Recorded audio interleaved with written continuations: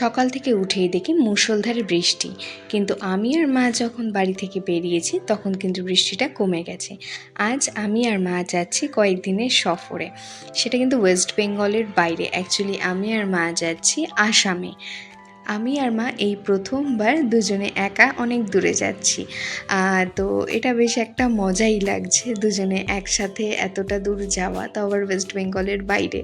বৃষ্টি হওয়ার জন্যে আজকের ওয়েদারটা এতটাই সুন্দর যে ঘোরার জন্য পুরো পারফেক্ট ওয়েদার।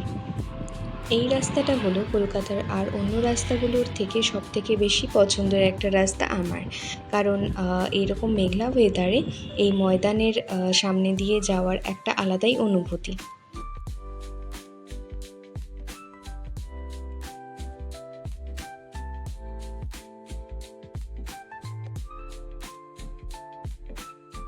আমাদের আজ ট্রেন রয়েছে হাওড়া স্টেশন থেকে, তো আমরা এখন হাওড়া ব্রিজেই আছি। তো হাওড়া স্টেশন আর খুব বেশি দূরে নয়।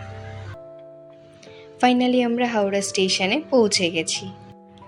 আমরা ট্রেনে উঠে পড়েছি আর আমাদের যাত্রা কিন্তু শুরু আসামের উদ্দেশ্যে। আমরা যাচ্ছি সরাইঘাট এক্সপ্রেসে করে। আমাদের ট্রেন টাইম ছিল 4:05।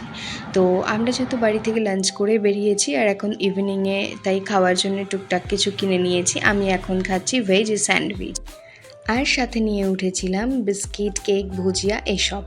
ট্রেন চলতে চলতে টুকটাক কিছু খাওয়ার অভ্যেস আমার রয়েছে, তো সেই জন্যে আমার এগুলো লাগবেই। আর ইভিনিংয়ে একটু খিদেও পেয়ে যাবে, সেই জন্য এগুলো নিয়ে উঠেছি।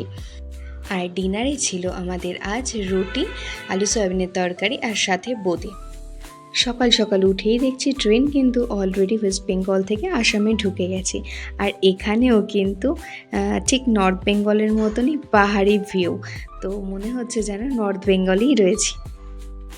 আর আমাদেরও ট্রেন কিন্তু ঠিকঠাক টাইমে পৌঁছে গেছে। আমরা এখন নেমেছি নিউ বঙাইগাঁও স্টেশনে। ও, তোমাদের তো এটাই বললাম না যে আমরা আসামে কি কারণে এসেছি। নিউ বঙাইগাঁওতে আমরা এসেছি আমার পিসততো দিদির বাড়িতে, ওর ছেলের উপনয়ন রয়েছে সেই উপলক্ষে। আর এখানেও দেখো কি সুন্দর একটা মেঘলা ঠান্ডা ঠান্ডা ওয়েদার, কারণ এখানেও দেখছি বৃষ্টিই হচ্ছে। অ্যান্ড ফাইনালি আমরা পৌঁছে গেছি আমার দিদির বাড়িতে। তো চলো এই ভিডিওটা এখানেই শেষ করছি, আবারও চলে আসবো আরও একটা ভিডিও নিয়ে।